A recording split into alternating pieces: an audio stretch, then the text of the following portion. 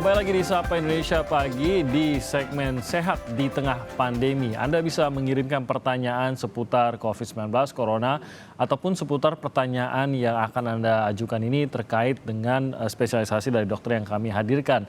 Nah, pertanyaan bisa Anda kirimkan melalui direct message di Instagram kami di @sapaindonesia_kompas.tv atau Anda bisa tanyakan melalui telepon interaktif kami di nomor 021 5366 0500. Nanti Anda bisa menelpon dari sekarang, namun nanti kita akan terima telepon di bagian kedua dari segmen Sehat di Tengah Pandemi ini.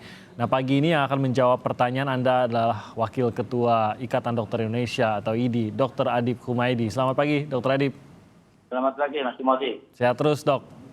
Alhamdulillah. Dokter, kita akan coba jawab beberapa pertanyaan yang sudah diajukan untuk segmen Sehat di Tengah Pandemi ini.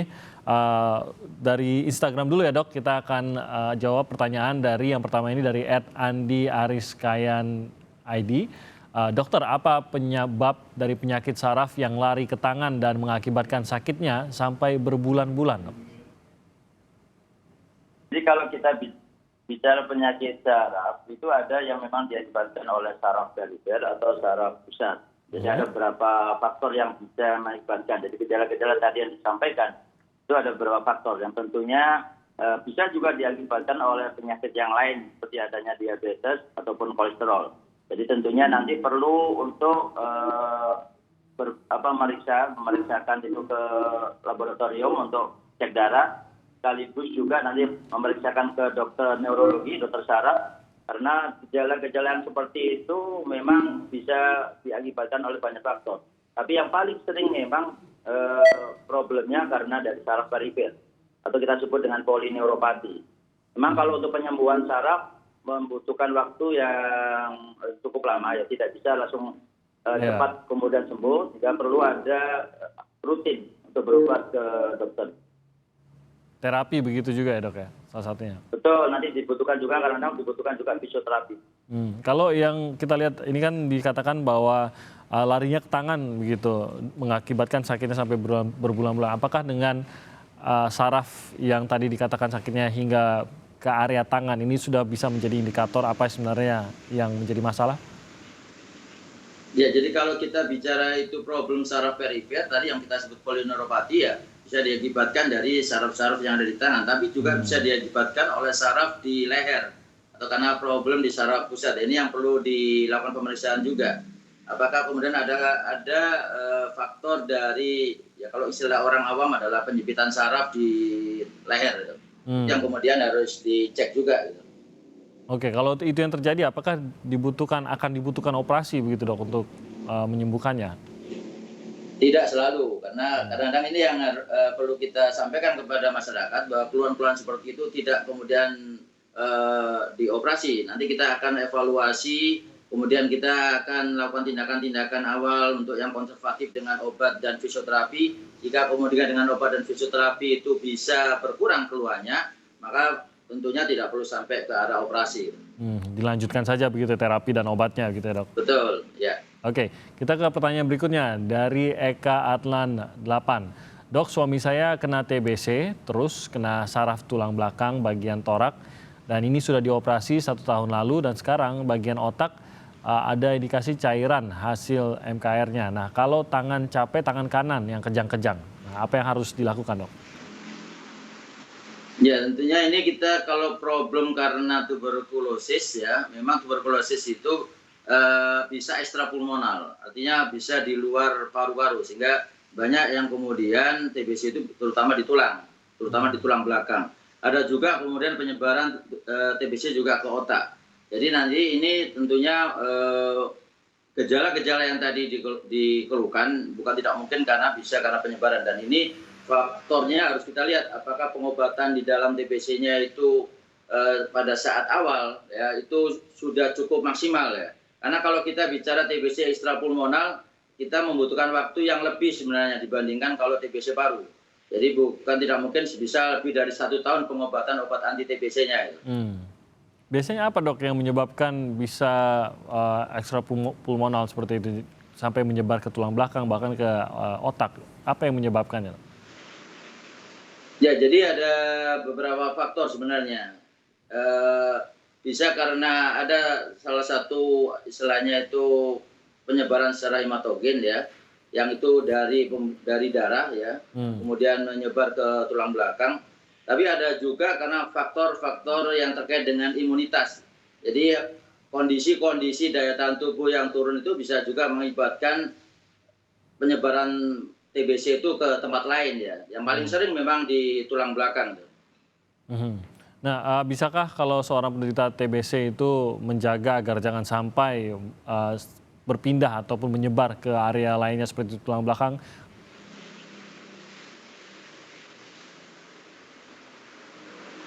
dokter? Halo ya.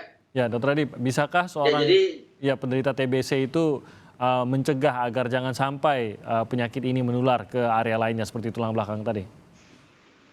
ya jadi TBC ini memang saat ini memang masih cukup banyak untuk di Indonesia sehingga Ya. yang paling penting adalah bagaimana pengobatannya harus benar-benar efektif. Sehingga obat anti TBC OAT ini benar harus rutin dan tidak boleh telat satu hari pun sampai kurun waktu yang memang ditentukan oleh dokter, baik itu dari dokter paru ataupun dokter katakanlah kalau kita sekarang bicara tulang belakang, dokter ortopedinya, sehingga pengobatan itu bisa semaksimal mungkin.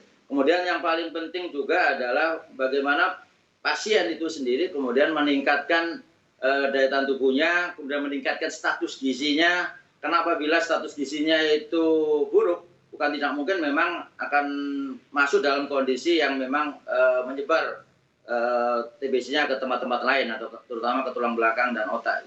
Oke, jadi kuncinya memang penderita TBC harus juga menjaga kesehatannya agar terus prima karena kondisi TBC ini bisa memburuk lagi kalau kondisi kesehatan atau kondisi daya tahan tubuhnya yang kurang ya, Dok ya. Betul, terutama status gizi ya. Status gizi. Yang paling penting.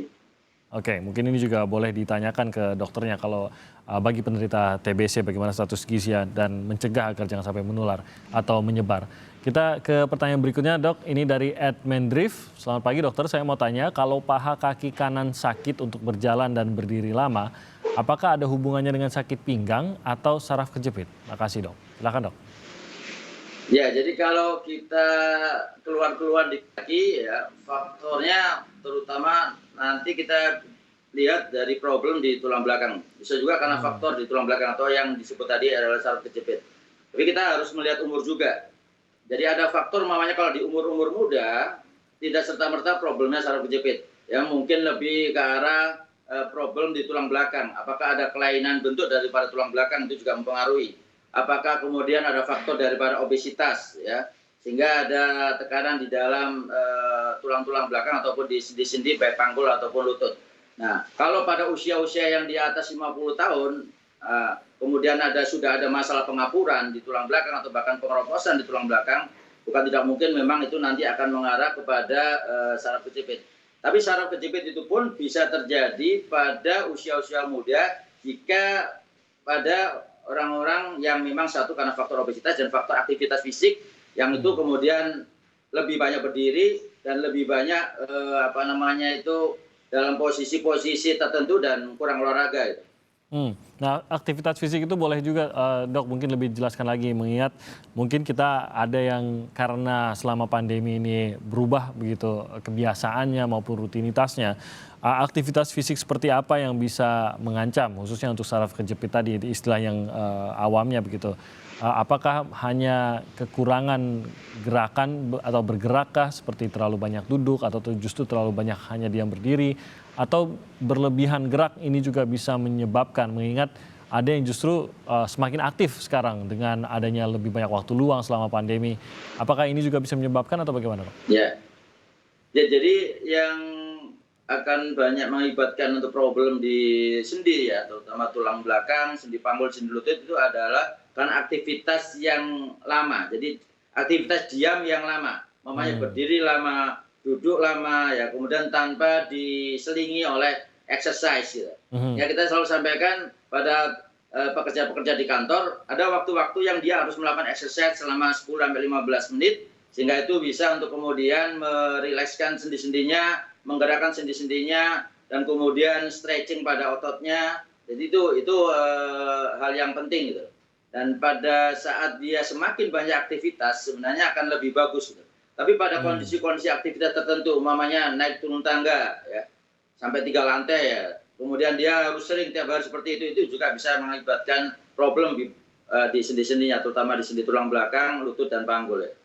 Jadi tidak disarankan juga ya dok kalau berlebihan begitu ya? Betul ya. Oke, olahraga pun juga demikiankah? Karena mungkin banyak dari kita yang sebelum pandemi justru tidak aktif begitu dok, tapi karena di masa pandemi ada waktu, aktifnya langsung berlipat-lipat kali dibandingkan dengan sebelum masa pandemi. Nah, bagaimana mungkin ini sebaiknya apakah tetap saja dijalankankah atau tetap harus ada terukur begitu dok? Seaktif apa kita atau tubuh kita bisa terbiasa?